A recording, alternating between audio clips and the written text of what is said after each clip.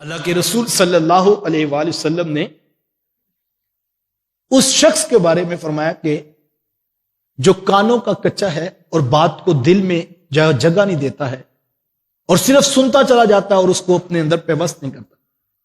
بلکہ حدیث میں آیا کہ اللہ کے رسول صلی اللہ علیہ وآلہ وسلم نے فرمایا کہ وہ شخص تباہ و برباد ہو جائے جو کیف کی طرح باتوں کو سنتا ہے۔ کیف عربی میں وہ فنل کو کہتے ہیں، یہ ہمارے ہاں کپی کہا جاتا ہے لفظ عرف عام میں۔ ایک بوتل سے دوسری بوتل میں آپ نے تیل ڈالنا ہے تو وہ کپی جو ہوتی ہے اس کے اندر آپ جب تیل ڈالتے ہیں تو وہ نیچے آ جاتا ہے، اس کو کیف کہا جاتا ہے۔ حضور میں تباہ و برباد ہو جائے وہ شخص جو کیف کی طرح بات کو سنتا ہے۔ تو محدثین نے اس کی تشریح میں یہ لکھا، کیف کی طرح بات کو سننا کیا ہے؟ کہا جس طرح اس میں تیل ڈالنے تو ایک لمحہ بھی نہیں ٹھہرتا اور وہ گزر جاتا ہے۔ اگر کوئی شخص واعظ و نصیحت کو اس طرح سنتا ہے کہ سننے کے بعد سنی انسنی کر دیتا ہے تو حضور ہمارے وہ تباہ و برباد ہو جائے، کہ جو باتوں کو سنتا ہے، واعظ و نصیحت کو سنتا ہے، لیکن اس کے دل میں جگہ ہی نہیں بنتی، وہ باتوں کو قبول ہی نہیں کرتا اور سنے جا رہا ہے صرف، تو حضور میں وہ تباہ و برباد ہو جائے۔ یہ آخری بات میں اس لیے سنا رہا ہوں، میں اور آپ ہر ہفتے آتے ہیں، ہر جمعہ پہ ہماری ملاقات ہوتی ہے، تو ہم غور کریں کہیں ہم اس کیفیت پہ تو نہیں آتے جا رہے کہ صرف ایک روٹین بنی ہے، ہم آئے، ہم نے سنا اور پھر اٹھ کے چلے گئے۔ تو حضور نے اس شخص کو کہا کہ وہ تباہ و برباد ہو جائے جو کیف کی طرح باتوں کو سنتا ہے اور پھر اٹھ کے چلا جاتا ہے۔ مجھے اور آپ کو اپنی زندگی کے اندر یہ سوشل میڈیا کا وبال ہے اس وقت کہ اتنی گفتگو ہے، اتنی انفارمیشن ہے، رنگ برنگ کے خطیب، رنگ برنگ کے سپیکرز، اور روزانہ صبح سے لے کر شام تک، شام سے لے کر صبح فجر تک انسان سنتا ہی رہتا ہے، اور زندگی میں اس کی ایک انچ بھی تبدیلی نہیں آ رہی، تو اس کو محاسبہ کرنا پڑے گا کہ میں تو ڈاکٹر کے پاس گیا تھا کہ بیماری ٹھیک ہو جائے، اور میں نے سنا اس لیے تھا کہ مجھے صحت نصیب ہو جائے، لیکن اب مجھے ایک اور بیماری لگ گئی ہے کہ میں ہر وقت ڈاکٹر ہی سنتا رہتا ہوں۔ مقصد تو یہ ہے، نصیحت تو ایک بھی قرآن کی ہو، بات تو ایک پہ اللہ کے رسول صلی اللہ علیہ وسلم کے ہم پکڑ لیں اور اس پر جم کے پہرے داری پہ کھڑے ہو جائیں اور اپنی زندگی میں اس کو اتار لیں، اپنی روحوں میں اس کو اتار لیں اور اپنے اخلاق کو سنوار لیں، تو یہ پھر کامیابی کا رستہ ہے۔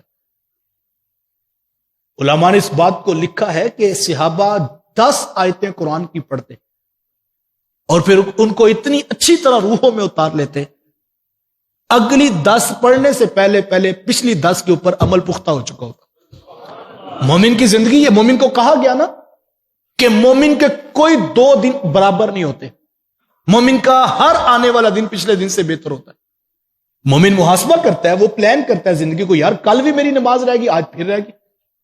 یہ تو نہیں کہ عرصہ ہو گیا فجر پڑھی کوئی نہیں ہے، اور روزانہ مطمئن ہو کے اٹھتا بھی ہے، جاگتا بھی ہے، سوتا بھی ہے، کھاتا بھی، واعظ و نصیحت بھی سنتا ہے، رات کو بھی یوٹیوب پہ، صبح بھی فیس بک کے اوپر نظر آتا ہے، واٹس ایپ کے بھی کلپ سارے ڈاؤن لوڈ کر کے سننے کی عادت ہے، دفتر میں بھی سنتا ہے، دکان پہ بھی سنتا ہے، گاڑی میں بھی اس نے لگائی ہوئی ہے، تو اس کو کہیں اور بیماری تو نہیں لگتی جا رہی کہ سننے کا ہی چسکا ہے اور عمل کرنے کی جو ہے وہ ضرورت نہیں محسوس کرتا، اور جب یہ بیماری پڑ جائے تو پھر مجھے بتاؤ علاج جہاں سے ملنا تو وہی بیماری بن گئی، تو پھر اس کی روح میں وہ چیزیں نہیں اتر سکتی ہیں۔ جب بھی گفتگو سماعت کریں، یہاں پر آپ تشریف لائیں تو آنے سے قبل، اور میں یہ کہتا ہوں آپ کو اکثر کہ جب آپ گھروں سے نکلیں تو رب کی بارگاہ میں جولیاں پھیلا کے نکلیں کہ مالک ہم تیرے رسول کے فرامین سننے جا رہے ہیں، جو سنے وہ ہماری روحوں میں اتار دے، اور جب گھر کو واپس جا رہے ہوں، ہمارے بزرگ جب ہم ان کے پاس جاتے تھے تو اس وقت محفل جب اختتام پذیر ہوتی تو آخر پر دعا ہوتی، لوگوں کے اوپر ایک کیفیت ہوتی، تو بعض اوقات حضرت یہ فرما دیتے کہ کوئی شخص کسی سے کوئی گفتگو نہ کرے